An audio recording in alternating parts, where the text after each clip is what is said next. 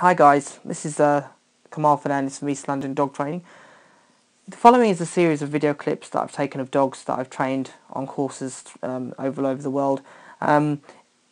The clips are of the dog standing and then subsequently moving on either a hand touch or in heel work position. The idea is to give you the opportunity to look at dogs' structure, to identify those relevant angles as previously outlined. The lay of shoulder, the upper arm, the dog's croup, its turn of stifle, the length of its lower thigh and upper thigh, etc. So you can see where the dog is capable of moving from and how much the dog can move, and also as a trainer what you can strive for and attain out of your own dogs.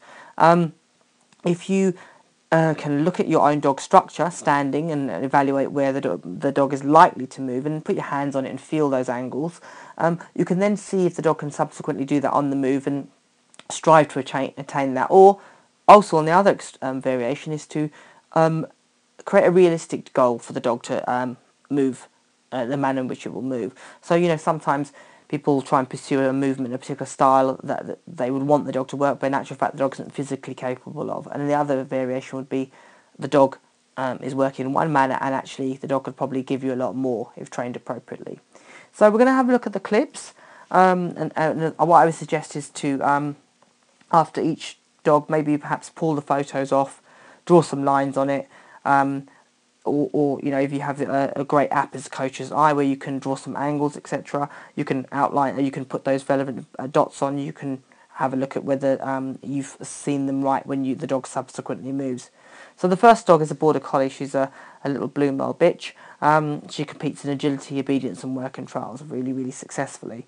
The clip that I have of her probably isn't the best. We were a bit limited in space when we took this, so she struggles to get into trot, where you can see towards the end of the clip the dog getting in rhythm and moving evenly, but it's a little bit stuttery, so I apologise for that.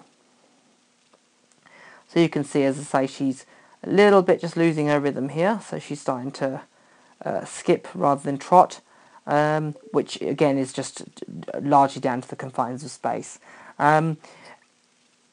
Again, we look at her. She's when she does even out her rhythm, it's quite a refined movement she has. Really elegant and very pretty. This dog's an Australian Shepherd. If you look at him, you can instantly see that he's got a really nice structure for heel work. He can he's got a really nice turn of stifle, really great angulation at the front end, and a nice reach of neck, which shows you instantly that he's going to have quite a flamboyant action, and also be able to have a lot of power within his movement. So if I play the clip.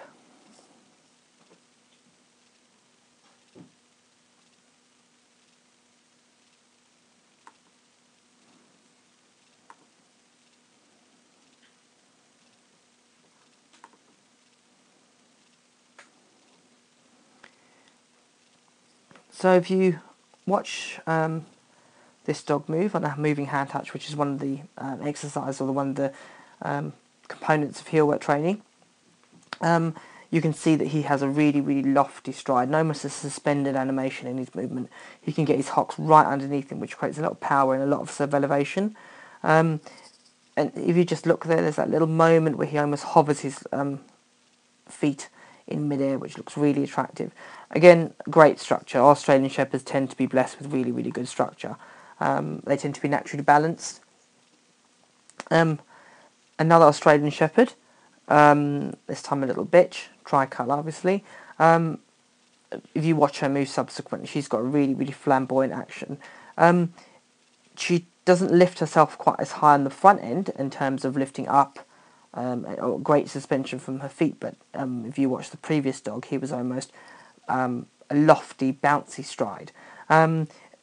Great action from this little dog, which probably technically she's keeping her level top line, and she can move absolutely fantastically. Really stunning little dog, and again really nice rich neck, which allows her to keep that head vertical.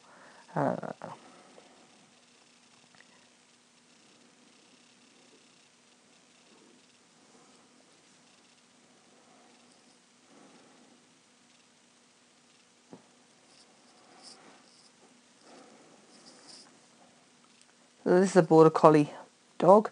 Again, great lay of shoulder, lovely front end, so he tells you instantly he's going to move really flamboyantly. Again, what you would look at this dog is he's got quite a nice croup and great turn out of angle, great angulation on his back end, which tells you he's going to have lots of power, and probably again not dissimilar to the Blue Merle Australian Shepherd, have that lots of the ability to push that motion up and down, so create a really, really high flamboyant trot.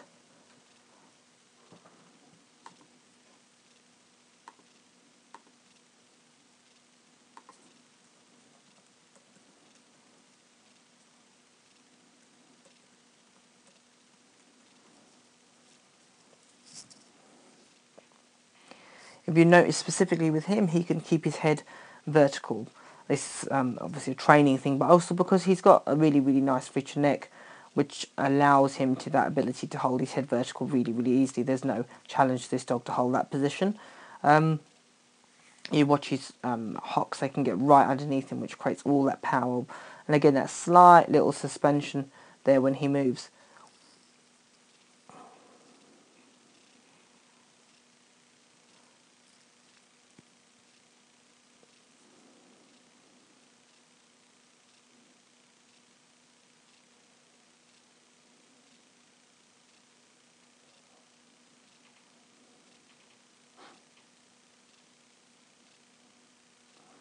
This is a Malinois dog.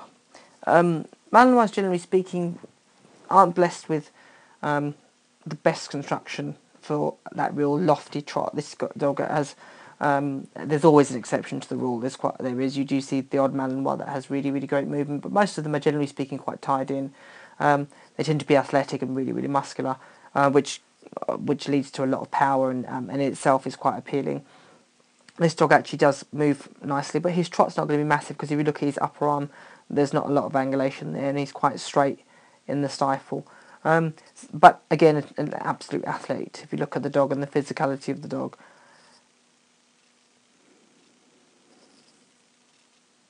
So, if I just play this at slow motion, you can see his trot's really refined and quite small in comparison to the other dogs, and the movement comes very much from the shoulder.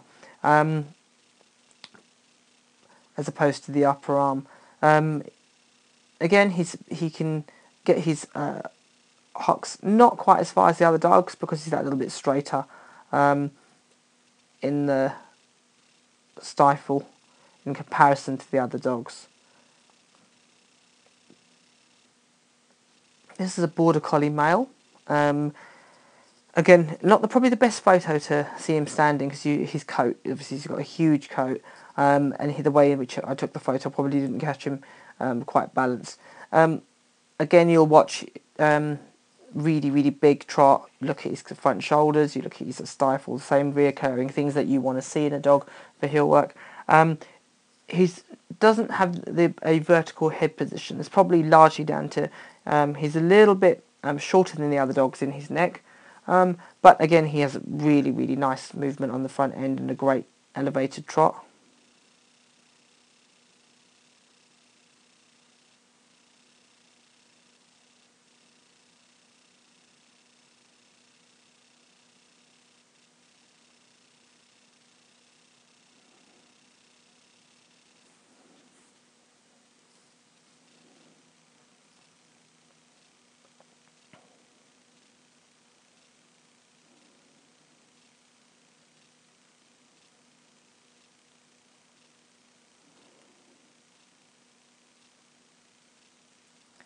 And this is the final dog to look at.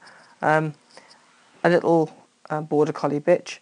The first thing that really shouts out to me is her reach of neck. Really, really big reach of neck, which means this dog's going to be able to have a really, really vertical head position, a really high head position. A little bit straighter in the upper arm, not big angles.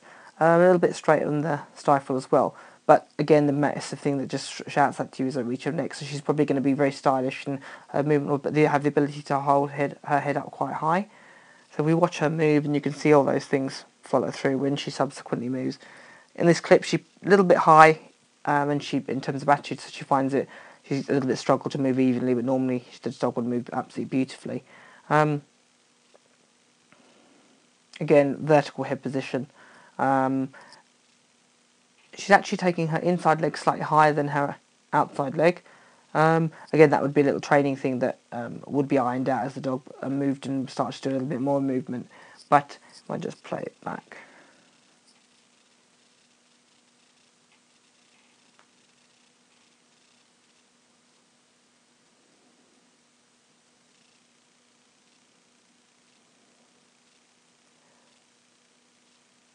If you just watch her there, she's a little bit uneven and cantering there. She moves, but then she smooths out there at the end.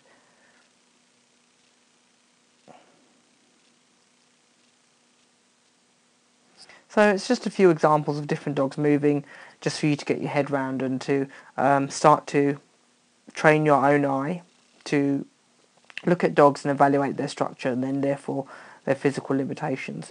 Again, just a brief clip, something to get your head round, and look forward to looking at your own dogs and seeing how they move. And what I'd like you to do is actually to post a little clip or a picture of your dog standing and then a brief clip of it moving, so we can obviously have a look at its movement and how the dog moves and evaluate that. Good luck, enjoy, and I'll speak to you soon.